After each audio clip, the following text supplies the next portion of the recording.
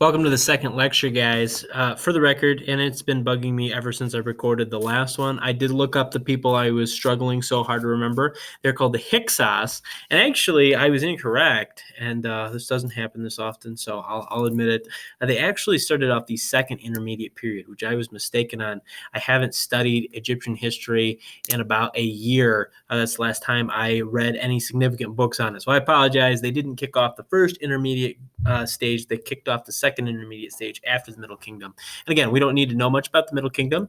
So anyway, just for your information, it's called Hyksos. I have provided a link in the additional materials so you can read all about them so you won't make the mistake that I did. I do, by the way, believe that they still account for the account given to us of Moses. I think that Joseph probably arrived at some time in 2000 to 1800 BC.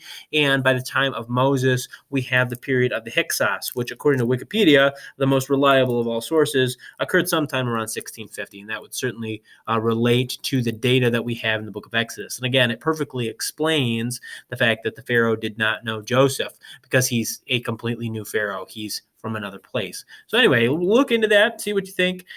Is that the reason that the Pharaoh didn't know who Joseph was in the book of Genesis? Let me know what you think.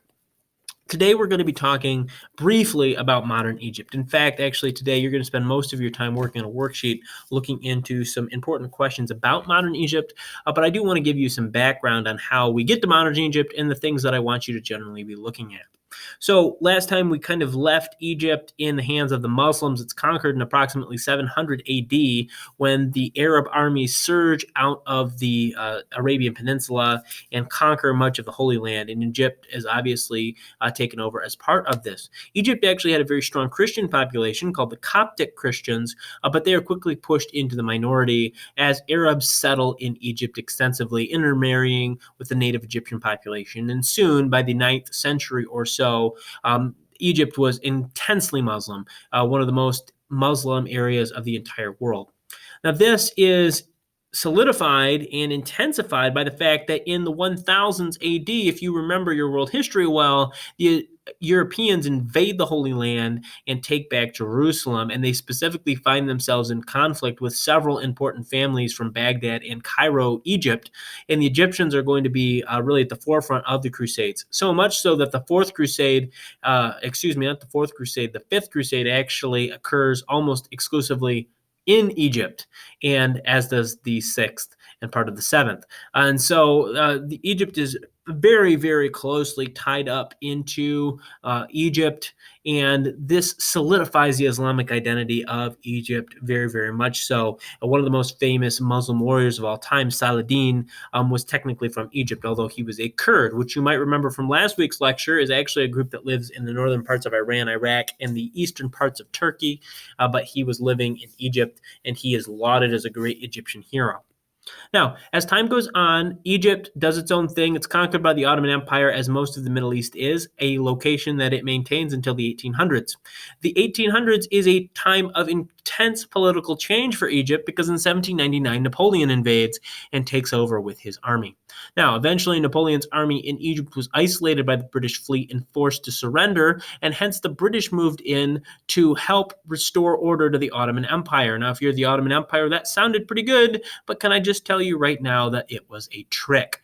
The English moved in and they basically took over, and they never gave it back to the Ottomans. Although, amusingly, all the way until 1914, the British maintained that it was still Ottoman territory, despite the fact that it had a British governor, it had British troops, and all of the taxes went into the British treasury, and they paid nothing to the Ottoman Empire. So the Ottoman Empire kept saying, hey, guys, you're in our land. And the British said, oh, of course it's yours. It's just also mine. So it's just kind of amusing that that's going on.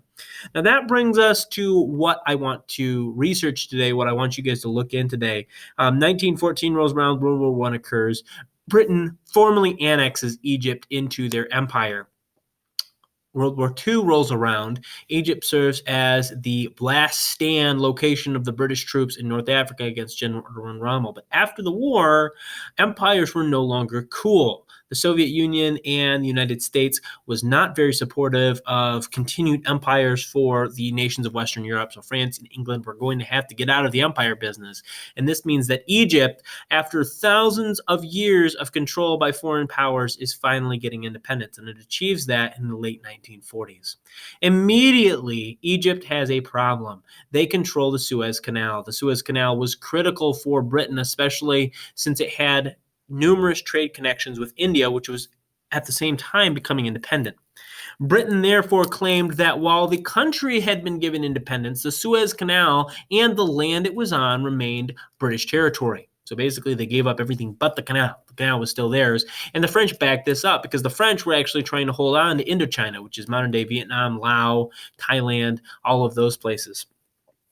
The United States and the Soviet Union, in a rare moment of working together, actually threatened to declare war on Great Britain and France, which would have been comically bad for them. It would kind of be like the Detroit Pistons declaring a basketball game on Caden Stilley by himself.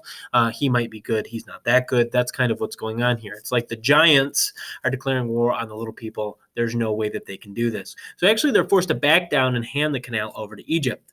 The problem with this is that the Soviet Union invests millions and millions and millions of dollars, financial resources, into Egypt because of their hostility to the West. Despite the fact the United States helped keep Egypt independent, this pushed Egypt very strongly into the Soviet fold. And the Soviets began pushing the Egyptians to deal with the United States' major ally, one that the Egyptians already didn't like and had already been involved in violence against, and that is Israel, which you'll remember we talked about last week when we talked about the conflict between Egypt and Israel.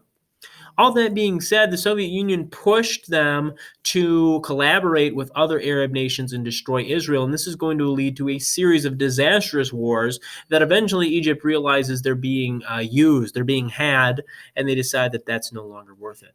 What I want you to research today is those conflicts and why at the end of it the United States ended up becoming the strongest Egyptian ally. How was it that the Egyptians went from being a Soviet ally close to the Soviet Union, and how did they transfer to a U.S. allegiance? That's the questions that will be on your worksheet today. I encourage you to do some research into that. Hopefully that is interesting and eye-opening. And the final question on the worksheet is Egypt a strong U.S. ally today? That's a question that I think is important, especially as the Middle East grows more and more complicated. Are the Egyptians on our side? Are they on Iran's side? Or are they on their own side? Hopefully you guys have enjoyed this. Hopefully the worksheet is enlightening for you, and I'll see you in the next lecture.